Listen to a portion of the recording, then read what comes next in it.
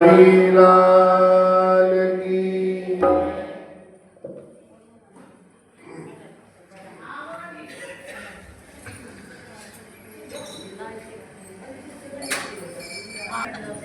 देना हो तो दीजिए जन्म जन्म का साथ, देना हो तो दीजिए जन्म जन्म का साथ, देना हो तो बोलो जन्म जन्म का साथ। मेरे सर पर रख बनवारी, मेरे सर पर रख बनवारी, अपने दोनों हाथ, देना हो तो दीजिए जन्म जन्म का साथ, वादा देना हो तो दीजिए जन्म जन्म का साथ। झुलस गए हैं गम की धूप में प्यार की छाया कर देना, झुलस गए हैं गम की धूप में प्यार की छाया कर देना। इनका नामे नाव चलेना तू पतवार पकड़ लेना, इनका नामे नाव चलेना तू पतवार पकड़ लेना। तेरा रास्ता रोशन कर दे, तेरा रास्ता रोशन कर दे, चाहिए अंधियारी रात, देना हो तो दीजिए जन्म जन्म का श्यामा, देना हो तो दीजिए जन्म जन्म का साथ। इसी जन्म में सेवा लेकर बहुत बड़ा एहसान किया, इसी जन्म में बहुत बड़ा एहसान किया। तू ही गोविंदा तू ही गोपाला, मैंने तुम्हें पहचान लिया, तू ही गोविंदा तू ही गोपाला, मैंने तुम्हें पहचान लिया। तेरा साथ रहे बरसों तक, तेरा साथ रहे बरसों तक, बस रख ली इतनी बात, देना हो तो दीजिए जन्म जन्म का साथ, वादा देना हो तो दीजिए जन्म जन्म का साथ। तेरे सर पर रख बनवारी, तेरे सर पर मेरे सर पर रख बनवारी, अपने दोनों हाथ, देना हो तो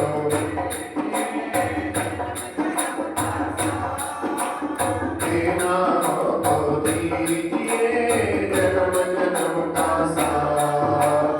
श्याम तेरे चरणों की धूली धन दौलत से महंगी है, भोले तेरे चरणों की धूली धन दौलत से महंगी है। एक नजर कृपा की बाबा नाम इज्जत से महंगी है, एक नजर कृपा की बाबा नाम इज्जत से महंगी।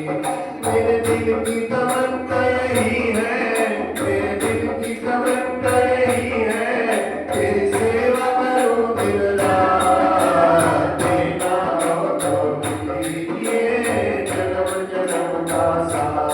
श्यामा देना हो तो दीजिए जन्म जन्म का साथ।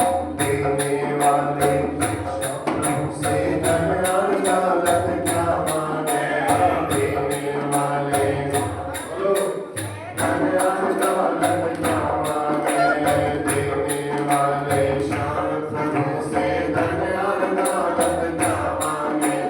श्याम प्रभु से मांगे तो फिर नाम और इज्जत क्या मांगे, श्याम प्रभु से मांगे तो फिर नाम और इज्जत क्या मांगे। मेरे जीवन में कर दो तुम, मेरे जीवन में कर दो तुम, कृपा की ये बरसात, देना हो तो दीजिए जन्म जन्म का साथ। श्यामा देना हो तो दीजिए जन्म जन्म का साथ। मेरे सर पर रख बनवारी, मेरे सर पर रख बनवारी, अपने दोनों हाथ, देना हो तो दीजिए जन्म जन्म जन्म का साथ। सुना है हमने शरणागत को अपने गले लगाते हो। सुना है हमने अपने गले लगाते हो। ऐसा हमने क्या मांगा जो देने से घबराते हो। ऐसा हमने क्या मांगा जो देने से घबराते हो। सुना है हमने शरणागत को अपने गले लगाते हो। ऐसा हमने क्या मांगा जो देने से घबराते। चाहे सुख में रहो चाहे दुख में, चाहे सुख में रहो चाहे दुख में, बस होती रहे मुलाकात। देना हो तो दीजिए जन्म जन्म का साथ। श्यामा देना हो तो दीजिए जन्म जन्म का साथ। मेरे सर पर रख बनवारी, मेरे सर पर रख बनवारी, अपने दोनों हाथ। देना हो तो दीजिए जन्म जन्म का साथ। काला देना हो तो दीजिए जन्म जन्म का साथ। श्यामा देना हो तो दीजिए जन्म जन्म का साथ। बोल बाकी बिहारी लाल की जय। शांताकारं भुजगशयनं पद्मनाभं सुरेशं, विश्वाधारं गगनसदृशं मेघवर्णं शुभांगं, लक्ष्मीकान्तं कमलनयनं योगिभिर्ध्यानगम्यं, वन्दे विष्णुं भवभयहरं सर्वलोकैकनाथं।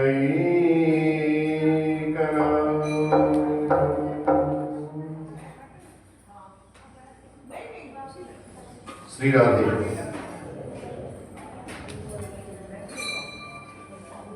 गल्ला बातें बंद। नारद उवाच कार्तिकस्य च माहात्म्यं विधिवद्विदाम्बर, यस्यानुष्ठानमात्रेण सुप्रसन्नो भवेद् हरिः। नारद जी कहते हैं ब्रह्मा जी को, हे प्रभु, कार्तिक का महात्म्य एक ऐसा है, आपके मुखारविंद से हमने सुना है कि इस महात्म्य को सुनने मात्र से, अनुष्ठान करने मात्र से, पूजन करने मात्र से श्री हरि प्रसन्न होते हैं। इसको बंद कर दो। तब ब्रह्मा जी कहते हैं, नारद जी आप बहुत बुद्धिमान हैं, बहुत साधु हैं, आपका जो प्रश्न है लोक हितकारी है, सब पर कृपा करने वाला है। इसलिए इस प्रकार का प्रश्न जो आप मेरे से पूछ रहे हो, यही प्रश्न नैमिषारण्य क्षेत्र में एक बार श्री सूत जी महाराज से सौनकादि ऋषियों ने भी यही प्रश्न किया था। लोक हित के लिए हमेशा जो साधु पुरुष, संत महापुरुष परोपकार की भावना के लिए जो उत्कंठित रहते हैं, लालायित रहते हैं, ऐसे लोगों का दर्शन भी बड़ा पुण्यकारी होता है। ज्ञानियों को मोक्ष का मार्ग बताने वाले और सब प्रकार की कामनाओं की पूर्ति करने वाले, ऐसे इस कार्तिक मास के व्रत को कर लेने मात्र से, स्मरण कर लेने मात्र से, पूजन कर लेने मात्र से सब प्रकार के पाप भी नष्ट हो जाते हैं। कितना महत्व है इसका। जैसे गंगा पाप को नष्ट करती है और चंद्रमा ताप को नष्ट करता है, शीतल करता है। और कल्पतरु के पास बैठोगे तो कल्पतरु आपकी सब जो इच्छाएं हैं वो इच्छाओं की पूर्ति करता है, और जो दीनता है उस दीनता को हटा देता है। यदि साधु की संगति हमें एक क्षण के लिए भी प्राप्त हो जाए, ये वाला जो समय है, एक क्षण के लिए भी यदि साधु की संगति हमको प्राप्त हो जाए तो वह भी सारे पापों को नष्ट कर देती है। गंगा पापम शशीतापम दैन्यम कल्पतरुस्तथा पापम तापम च दैन्यम च हरते साधु संगमः। क्षणार्धेनापि तुलैन स्वर्ग न पुनर्भवम् भवत् भगवत् संगी संगस्य मर्त्यानां किमुदाशिष। एक घड़ी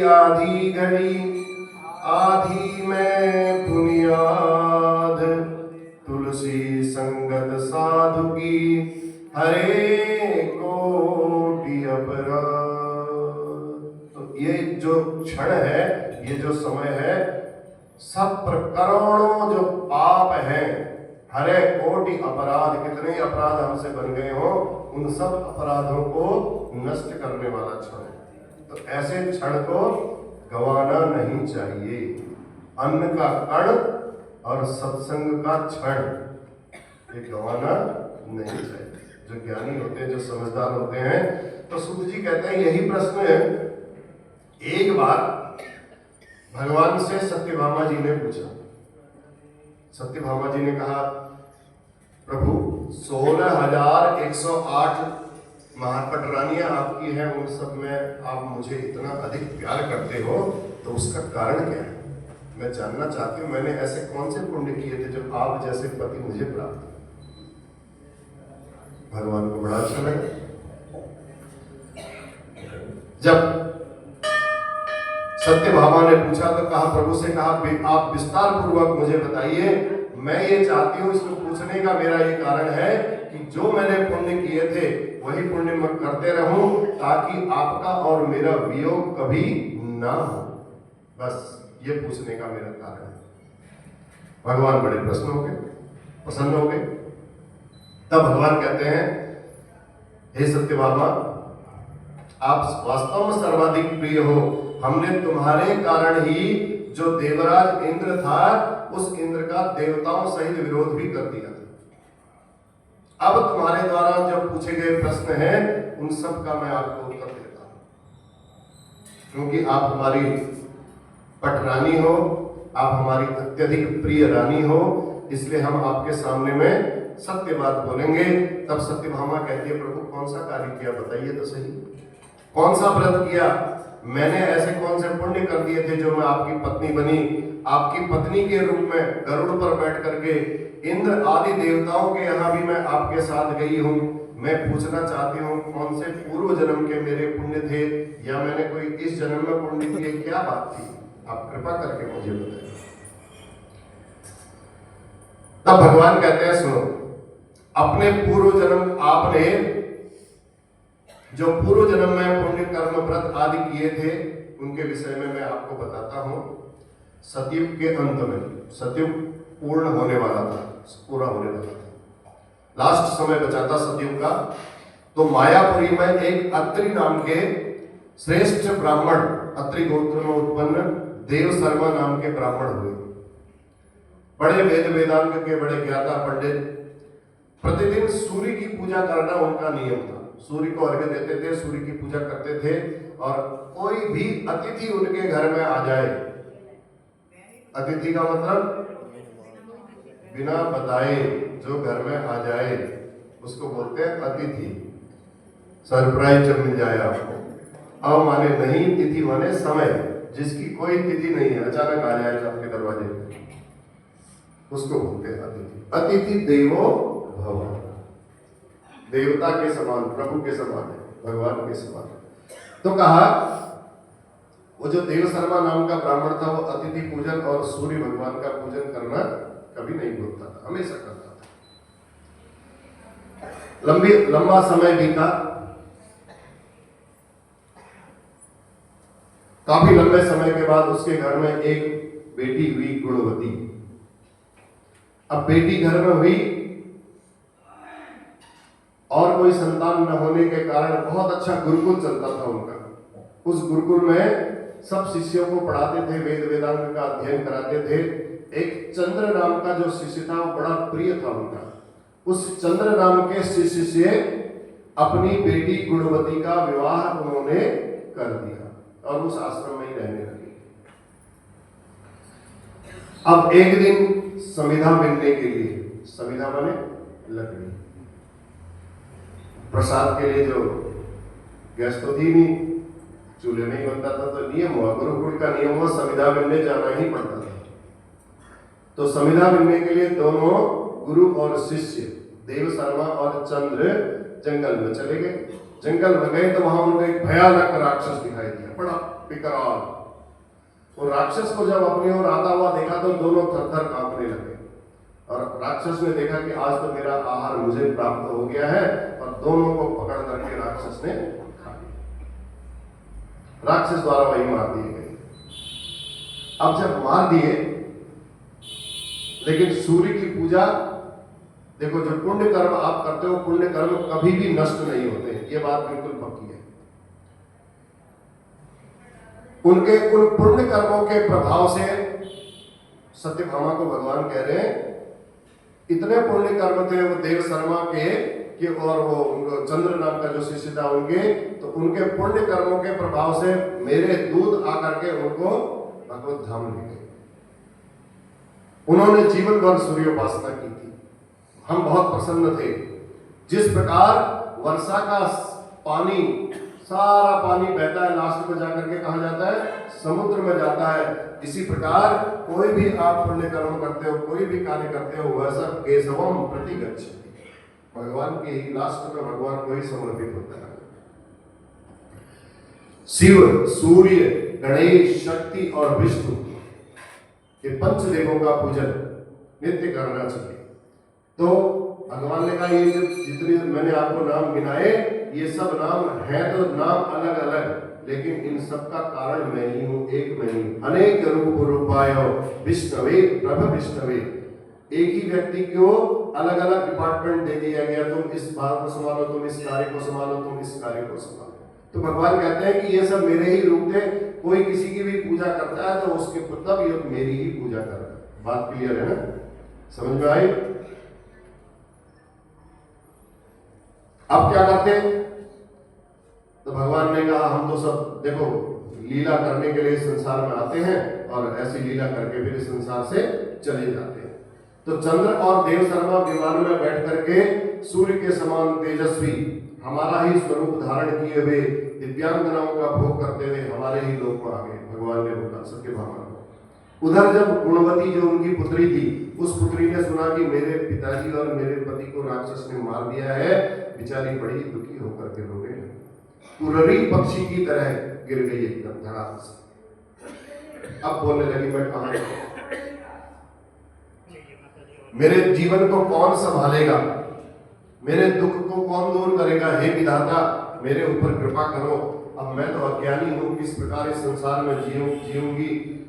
काफी विलाप करती है, जैसे हवा का झोंका आता है, केले के वृक्ष होते हैं धड़ाम से नीचे गिर जाते हैं, ऐसे ही वो भी जमीन पर गिर गई। कुछ समय बाद मूर्छा आ गई उसको। मूर्छा आने के बाद जब जागृत हुई कुछ समय के पश्चात, तो उसको फिर होश आया। उसने कहा मुझे तो अभी अपने पिता का और अपने पति की अंत्येष्टि क्रिया करनी है। उसने अपने पिता की, अपने पति की, जो घर में वस्तुएं, जितनी वस्तुएं थी अंत्येष्टि क्रिया के लिए, उन सब वस्तुओं को बेच दिया, लेकिन कर्म का लोभ नहीं किया। कर्म का लोभ नहीं होना चाहिए। अपने सामर्थ्य के अनुसार सब उनकी अंत्येष्टि क्रिया संपन्न करवाई। भगवान विष्णु की पूजा करती हुई हमेशा सत्य और शौच पर तत्पर रहती थी। वह गुणवती मृत्यु पर्यंत उसने दो काम किए, एक एकादशी का व्रत और एक कार्तिक का स्नान। पूरे कार्तिक के महीने में व्रत रखती थी और जितनी एकादशी आती थी उन एकादशियों का व्रत करती थी। तो वही स्नान और एकादशी के पुण्य के महात्म से उसने भगवान की उस भक्ति को प्राप्त किया। जब वह भी एक दिन स्नान, कार्तिक के महीने में ठंड हो रही थी, गंगा जी में ऐसी नदी के किनारे स्नान करने गई, बुखार आ रहा था।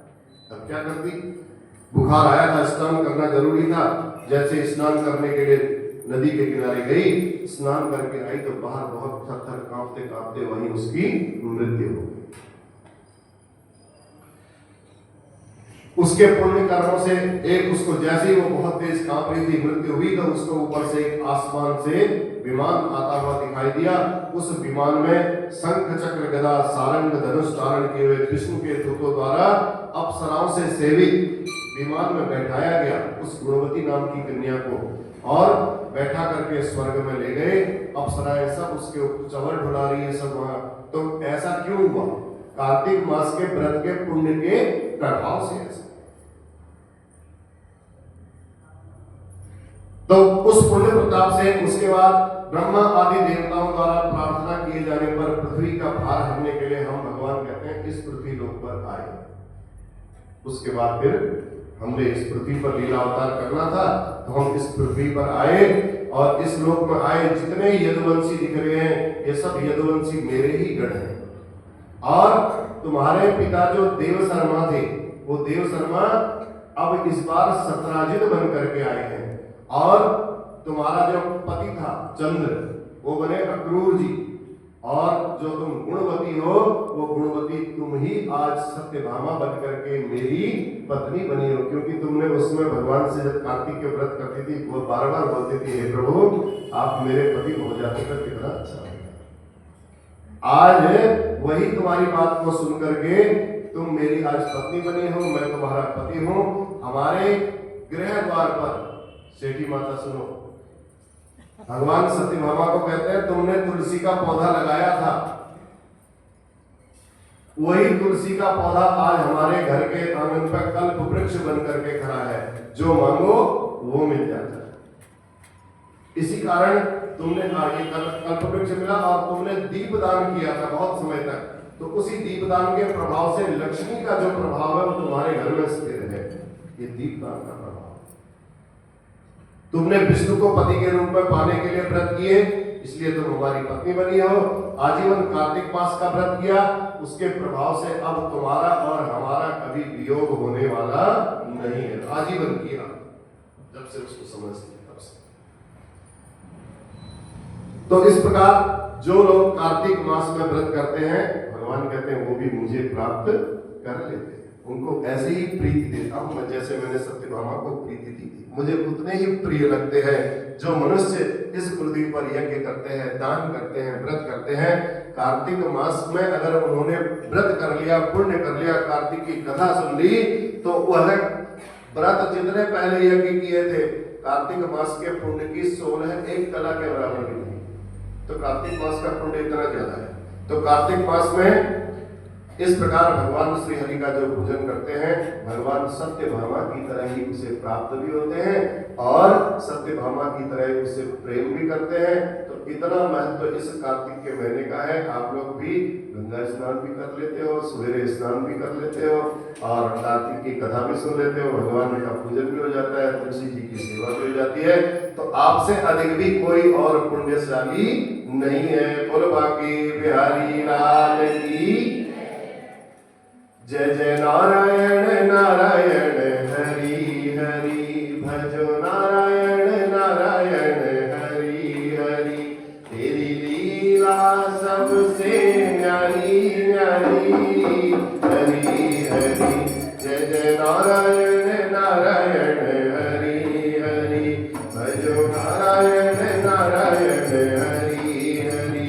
श्रीमन नारायण नारायण हरि हरि भजन नारायण नारायण हरि। श्रीमन नारायण नारायण हरि। मन में बसा कर तेरी मूर्ति उतारूं मैं गिरधर तेरी आरती। मन में बसा कर तेरी मूर्ति उतारूं मैं गिरधर तेरी आरती। करुणा करो कष्ट हरो ज्ञान दो भगवन। करुणा करो कष्ट हरो ज्ञान दो भगवन।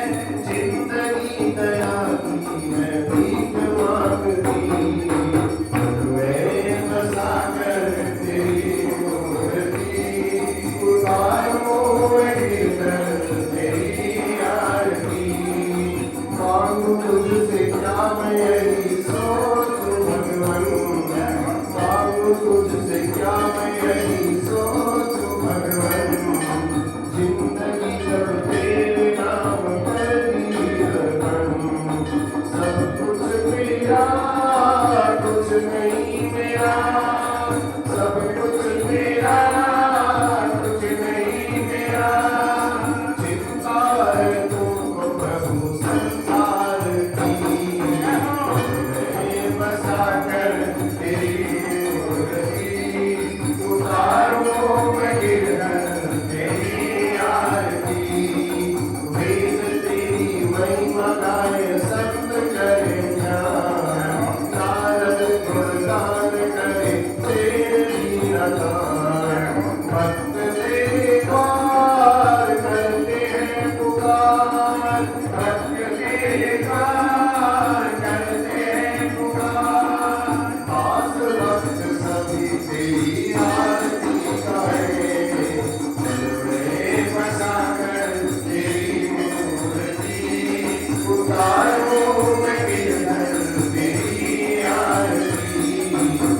में बसा कर तेरी मूर्ति, उतारो मैं गिरधर तेरी आरती। कर्पूर गौरम करुणावतारम संसार सारम निर्विघ्नहारं सदा वसन्तं हृदयारविन्दे तवं भवानी सहितं नमामि। त्वमेव माता पिता त्वमेव त्वमेव बन्धुश्च सखा त्वमेव त्वमेव विद्याधरणं त्वमेव सर्वं मम देव। बोल गणपति भगवान की, मां महेश्वर भगवान की, अर्धनारीश्वर भगवान की, जगत जननी जगदम्बे माता की, लक्ष्मी नारायण भगवान की, राजा रामचंद्र महाराज की, बाकी बिहारी लाल की, पवन सुत हनुमान की, सत्य सनातन धर्म की, अधर्म का प्राणियों में विश्व का, गौ माता की, गंगा मैया की, भारत माता की।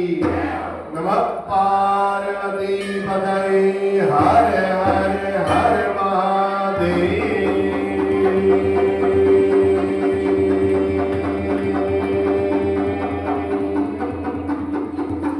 जय जय श्री राधे